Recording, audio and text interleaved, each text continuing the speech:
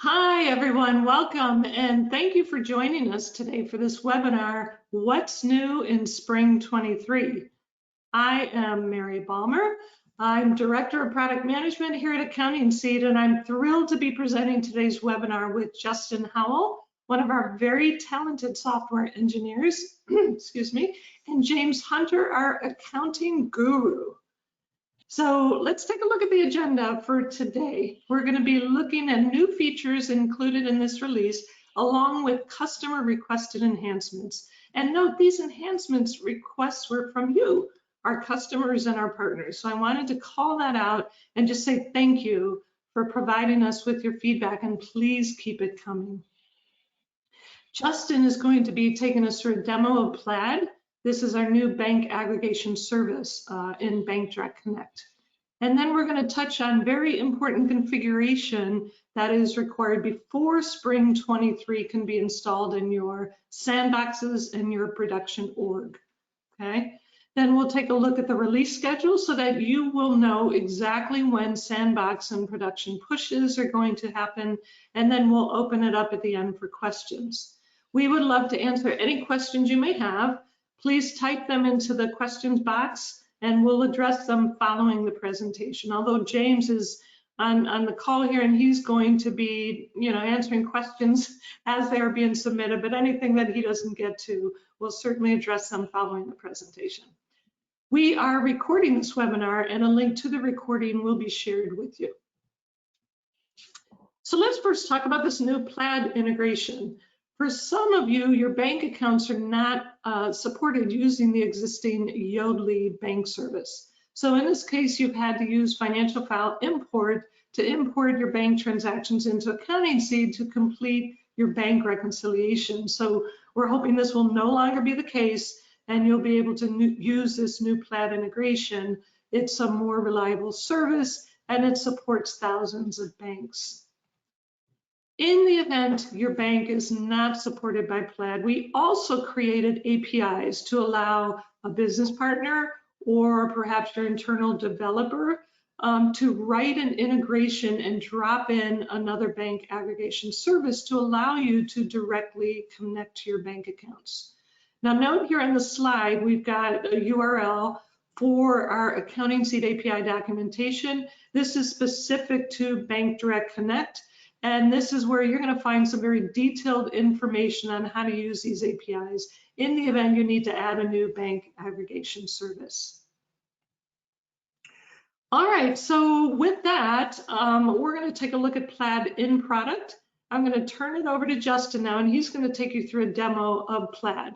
So Justin, I'm going to stop sharing my screen, and it is all yours at this point. All right, thank you, Mary. Sure. All right, so I'm gonna navigate to the Bank Direct Connect component. And we'll start with bank settings, which is where you configure your connections. You'll see a couple new components on this screen. We have the select aggregation provider pick list and the managed providers. So to enable Plaid, if you navigate to the Manage Providers screen and select the toggle to register Plaid, hit Save and confirm the selection. You'll now see that Plaid shows up in the aggregation provider list, so we can select Plaid. And then to link a new bank account or even an existing bank account using Plaid instead of Yodlee, select the new button. And this will launch the Plaid link window. So you can agree to the Plaid terms. We'll select our test bank account that we use. So you can select any bank account that is supported by Plaid. Select this one. Enter your username and password, and if your bank uses two-factor authentication where you get a text or an email, that will flow through with Plaid as well, and you'll get that as a screen after this one. This test bank does not use two-factor authentication, so I can just go right to it. And I can select which accounts in this institution or bank that I want to link. So I'm going to select my checking and savings. I get the success message, so I hit continue. I'll be navigated back to the bank settings tab of Bank Direct Connect. And you can see that now I have my Tartan bank accounts showing up here. So just the same as Yodlee, now I have to map them to a GL account.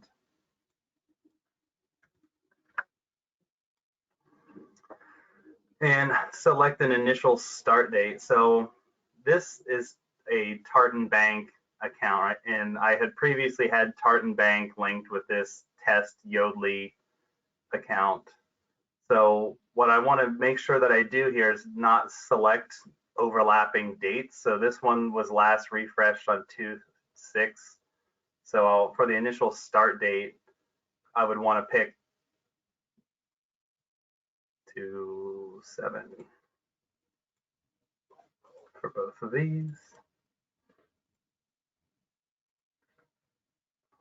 And then save that. So now I've officially linked this GL account to this institution in using the Plaid connection. So if I go back to my bank transactions tab now and refresh it so that these bank accounts now show up. So now I see all three of my linked accounts here. And if I use the update all button to run the job on demand to get the transactions, so it lets you know that Yodlee is done and that Plaid Tartan Bank Institute or transactions have been imported. So I refresh my screen and I see the transactions from my Plaid bank accounts, starting from the date range that we selected. And then from here, nothing has changed. The transactions, the matching rules, everything remains the same as it was with Yodlee. So once you get the transactions, the connection to Plaid and the transactions into the bank transactions grid here, then it's business as usual with our Bank Direct Connect. I think that's all we have. If there's any questions, like Mary said, you can put them in the chat, or we have time at the end for Q&A. Hey, Justin, if you can go back to the bank settings tab. So a couple of things here. You're not going to want the same bank account under both Yodlee and Plaid. Remember, we talked about that the other day. Correct. Right? So what would they do to get rid of, one of the two? How easy is it for them to just remove one of the two if they have that situation? So once you set up your connections with Plaid for Tartan Bank, most likely you're going to want to delete the Yodlee connection. So we're selected on Yodlee. We have the DAG site, which is the name of their test sites. So all you have to do is hit delete, confirm, and that link is deleted. Now, and none of the transactions that were created prior to that deletion are removed. Everything remains in the application, but we'll no longer be pulling transactions from Yodlee because you can see we have no mapped bank accounts. We have no mappings in our mapping grid. So it's as simple as that to delete your Yodlee bank account once you map it with Plaid. Perfect. And we did the same thing when migrating from Yodlee to Plaid. The same thing. You'll just set up the Plaid accounts and then delete the Yodlee ones. Yeah, it works a little. It's a little bit easier when you add your new ones, your new accounts first, because you can see the dates. Mm-hmm. If you were to delete the Yodlee connection first, you don't know what the last refresh date was. So it's a little bit more user friendly to leave it there until you've mapped it. If you're mapping the same account with the different provider, and then once you get the connection mapped and saved, then you can delete the one you're removing. That's a perfect point. Thank you. Thank you. Mhm. All righty. Well, thank you for that demo. I'm going to go ahead Send it and, back. yep, send it back to me here. And are you seeing, I'm not sure if I'm showing my screen yet. Are you seeing my screen? Nope. Okay. How about now, Justin? Do you see it? Yes. Okay, good. Thank you. All righty, great demo. We're now going to review the rest of the customer requested features and enhancements in this release. So first of all, big feature here, our new delete archive source documents feature. Now this was added to provide you with the ability to remove old source document records to free up storage in your org.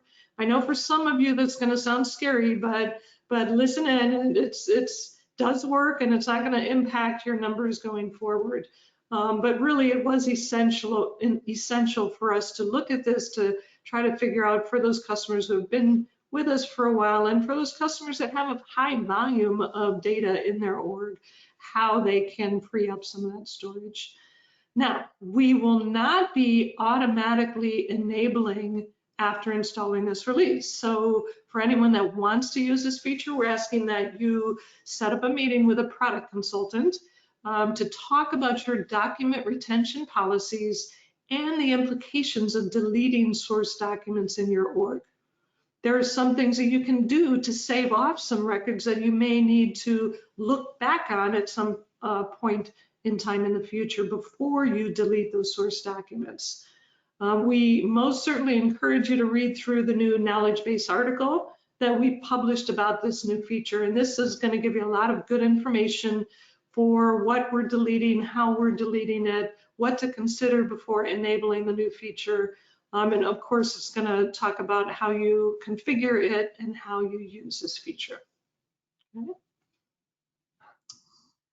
If you recall from the Winter 23 release, we made some enhancements to provide you with more flexibility when configuring text settings by ledger. This gave you flexibility to configure different tax treatments for your different business entities. This was a customer requested enhancement in Winter 23, and we delivered on it at that time. Similarly, in this release, we're making Accounting Seed more flexible by providing you with the ability to set default GL accounts by ledger. So what does that mean? Well, if you have more than one ledger and you want to default and record transactions to a different set of GL accounts based on the selected ledger, you can now do that. And so take, for example, the AR control account. You can now select a different AR control account to post to for each ledger.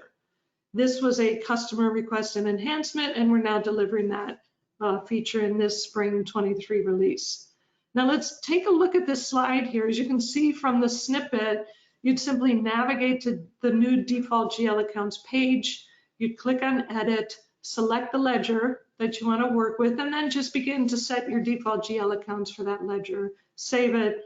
If you want to select different GL accounts for your different ledgers, you'll just select a different ledger on this page and set your default GL accounts there. For existing customers that are upgrading to this release, we're going to take your current default GL accounts from accounting settings and copy all of them into the new default GL accounts for each and every ledger, okay? At that point, after you upgrade, then you can go into this page, click on edit, select whatever ledgers you want to select, and adjust the defaults there.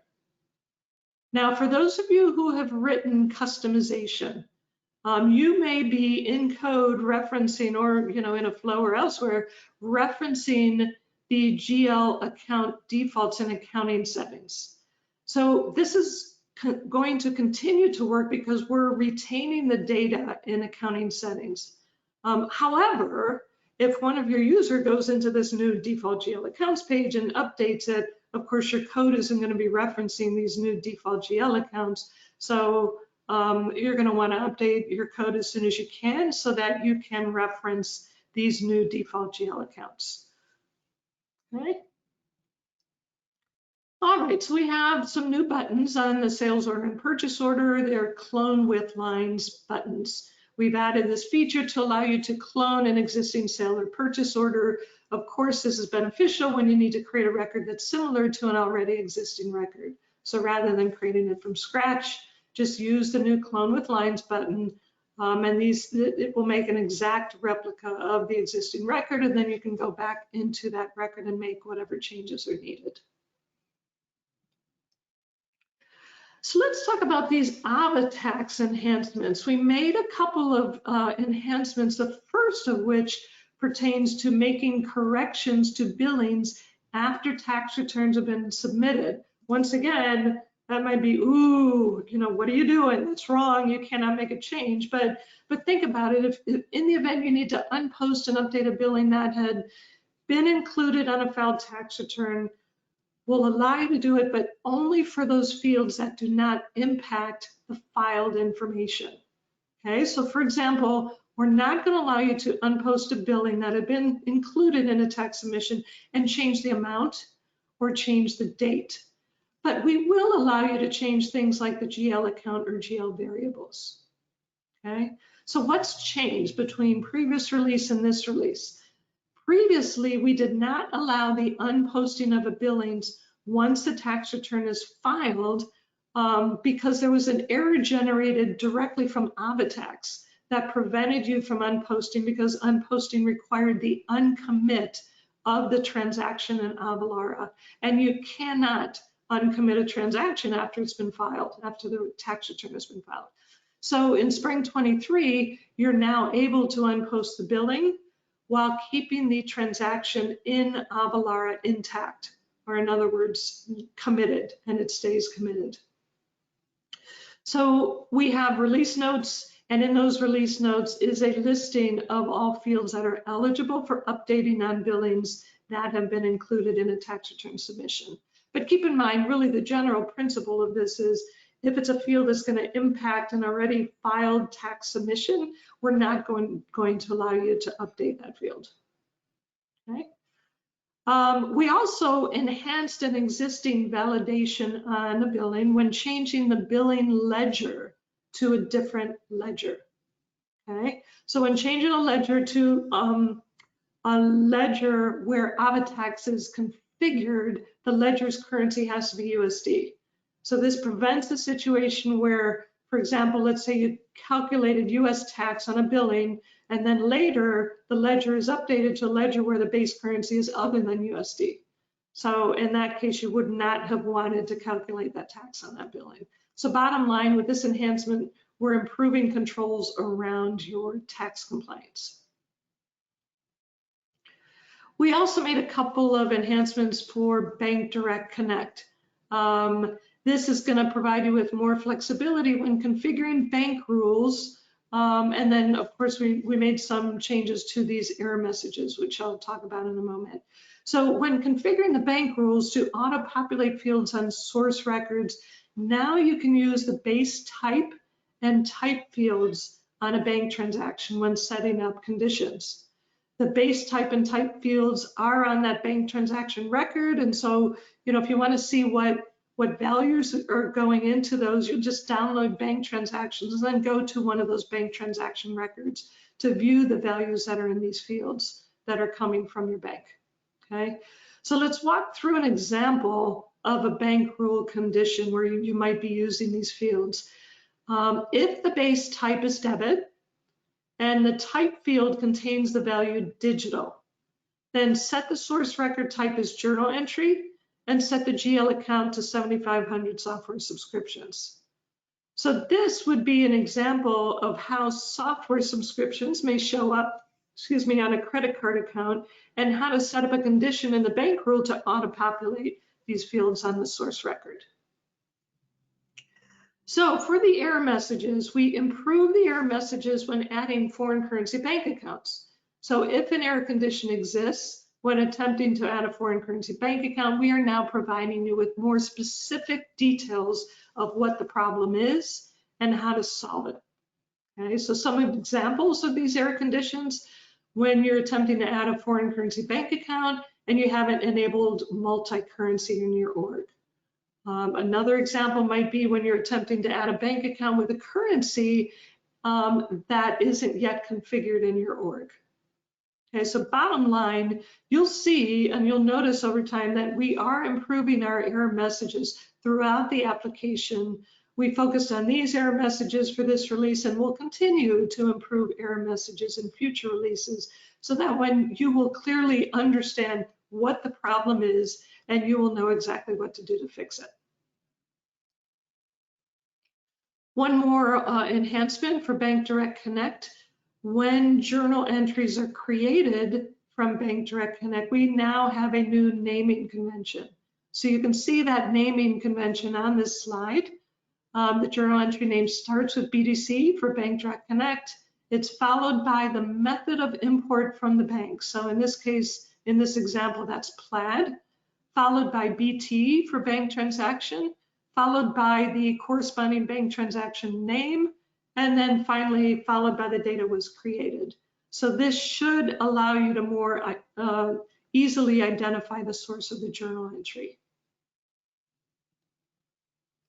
And we've made some usability enhancements in the product as well. So regarding amortization updates, when you're in the amortization wizard and you select prorated monthly or full month as the amortization method, before you can click on next or preview, you must enter the number of periods.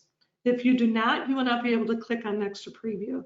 And similarly, if you select daily as the amortization method, you won't be able to click on next or preview until an end date is selected. So the idea here with this enhancement, this validation is now performed on the page where the error condition exists to prevent you from moving to the next page of the wizard, then realize that, oh, there was an error and I have to move back to the previous page of the wizard. So we're in essence reducing overall the number of clicks.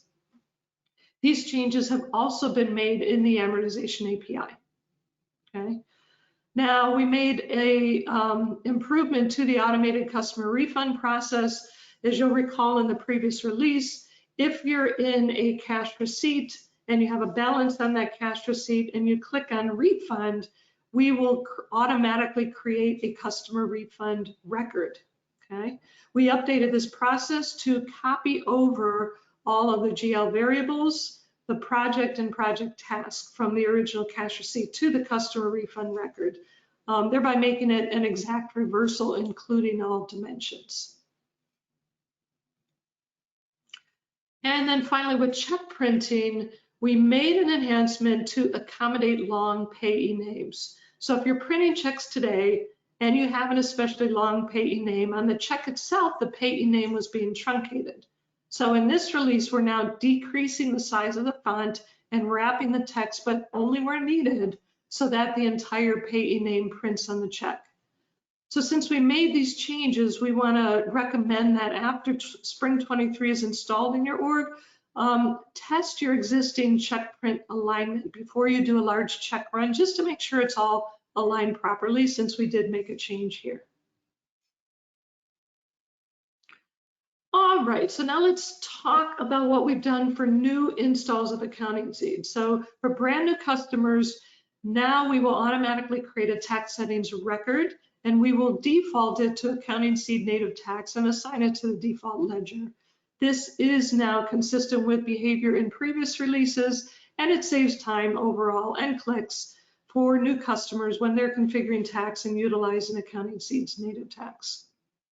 We are also, for new customers, automatically enabling AR and AP period sensitive aging by default.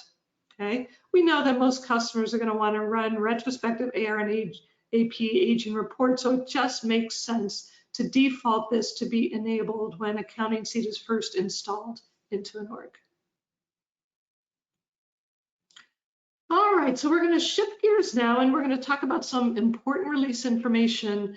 Please note there is required configuration that is needed before Spring 23 can be installed into either your sandbox or production org, okay? Here's the required configuration. You go to Object Manager from Setup.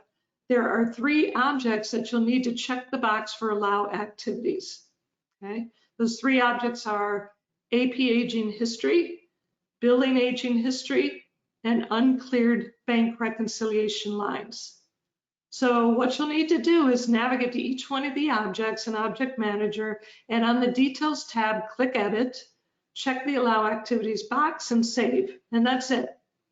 Just complete these steps on all three of these objects in your sandbox orgs and also in your production org, and you should be good to go at that point.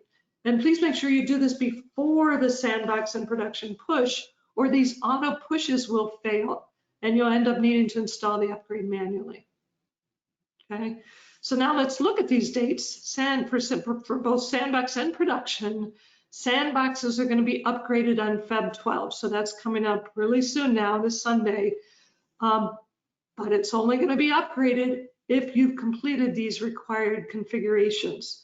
If those configurations are not done, the install will not complete successfully. Same for the production push. So please, make a note to complete those required configurations now before these scheduled sandbox and production pushes. In the event that your sandbox was not upgraded by the end of Feb 12, you can either access the install links for Spring 23 in the release notes, or you can submit a case requesting the install links. Once you receive the install links, you can go ahead and install the upgrade and then proceed with your testing in the sandbox. Production pushes will be done on March 12 and then again on March 19. And as always, we will send you notification as we get closer to these dates to let you know when you can expect your accounting seed to be upgraded in your production work.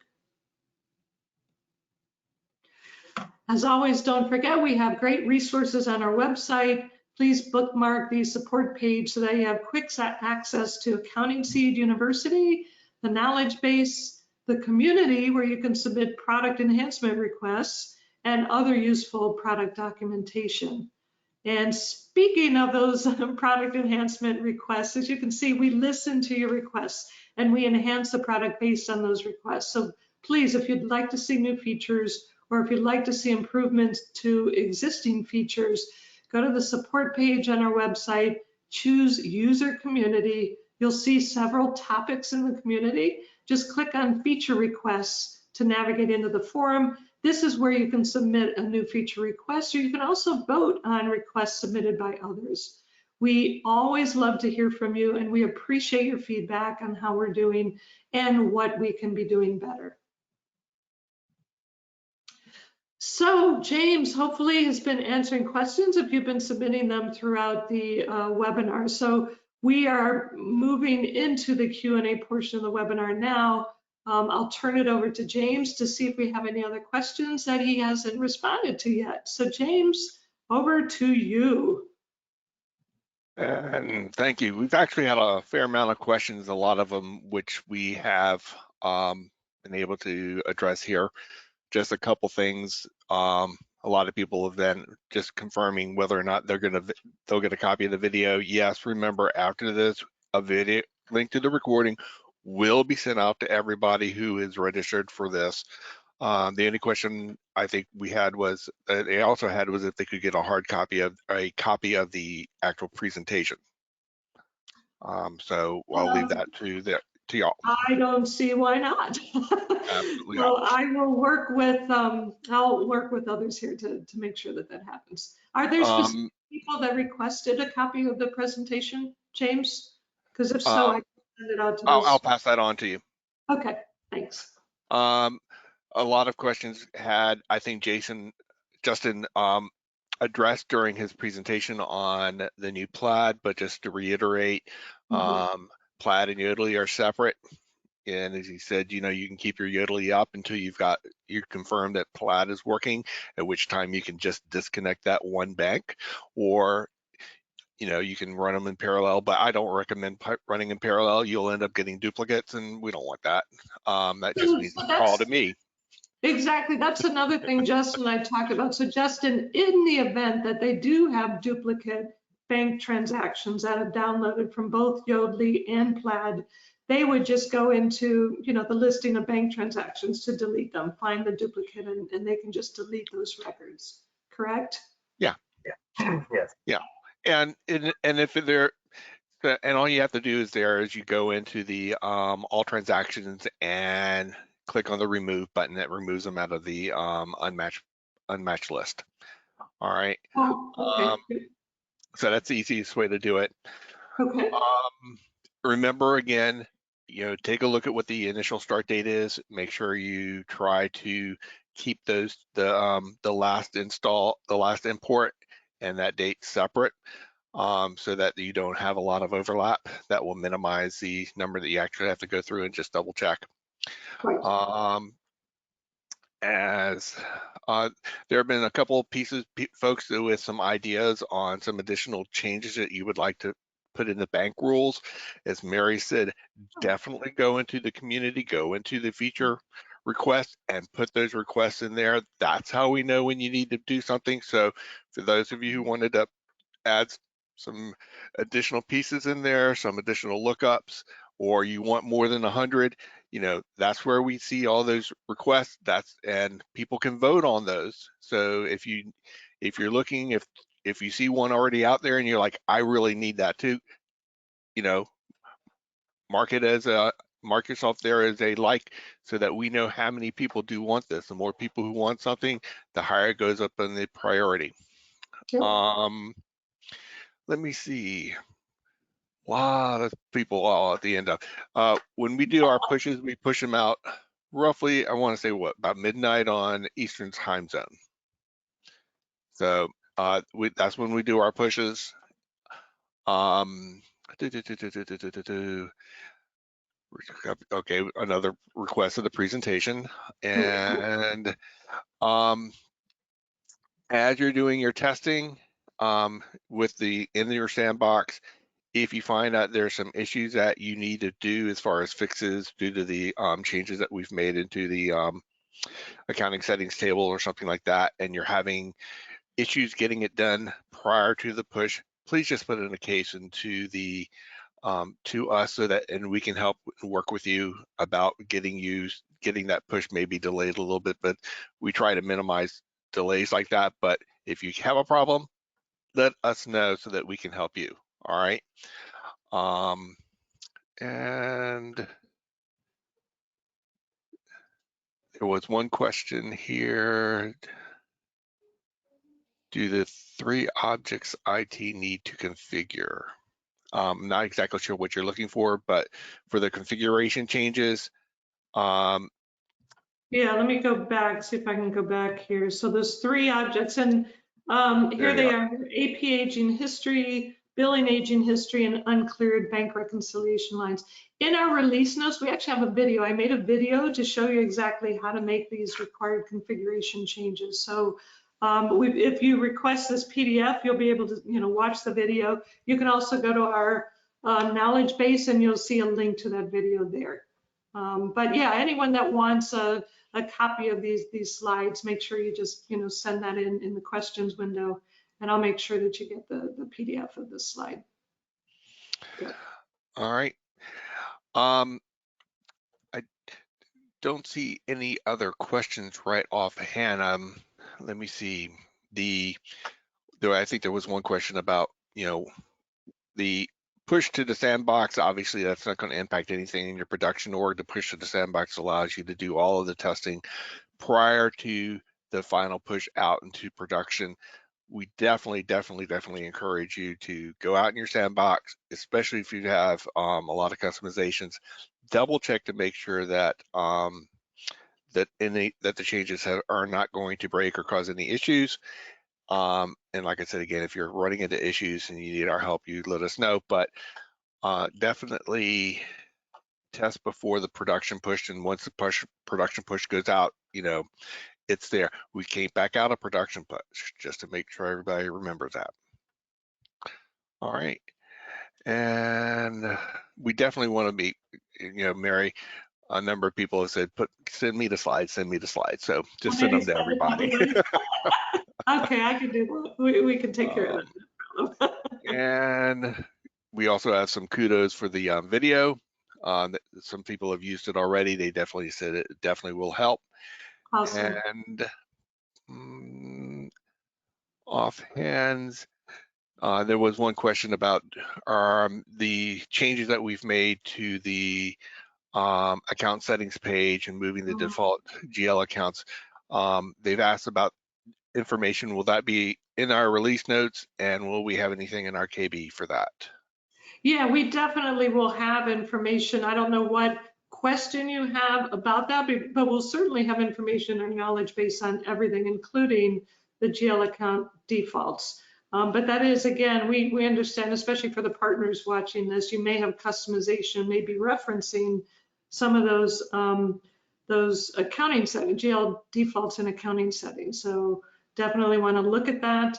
There's a lot of opportunity there, so we're going to meet with our partners separately to talk about some of the awesome things that you're going to be able to do with this new GL defaults by Ledger. So that's coming in a future release, probably next month. We'll meet with partners, and there may be some of our customers as well that have done customizations around that. And we'll certainly highlight some of the things and give examples of some of the ways that you may be able to take that and build in your own. And there was a question about, are there any special requirements in order to utilize the Plaid feature? No, the only thing you need to do is go in there into the manage providers, activate Plaid. Once it's done, you're good to go. Go ahead and then click on new to add a new bank. And there was also a request and a kudos, Mary. They loved the video. They definitely wanted to encourage us to do more, and that is in the plans. You know, as we're moving forward, we are looking at opportunities where we can create videos for some of the new product enhancements in some of the areas to help you out with being able to see and watch us do something like that. So that's definitely something that we're moving forward with. Awesome. All right. And let me see. I don't see anything else right offhand. I think right now, unless we're going. Gone. All right. All right. Again, if yeah. you have other questions, you know, especially once we get the sandboxes installed and things like this, if you have questions, if something's not working, you know, that's what we have our cases for. Our support team is more than happy to help you make sure that this push goes out successfully. All right, so we're here for you. All right, well, so thank you so much. We've reached the end of the webinar. I hope you found it useful. Please don't forget to check out the release notes. We have lots of really good detailed information in those release notes on all of these new features and enhancements. Thank you.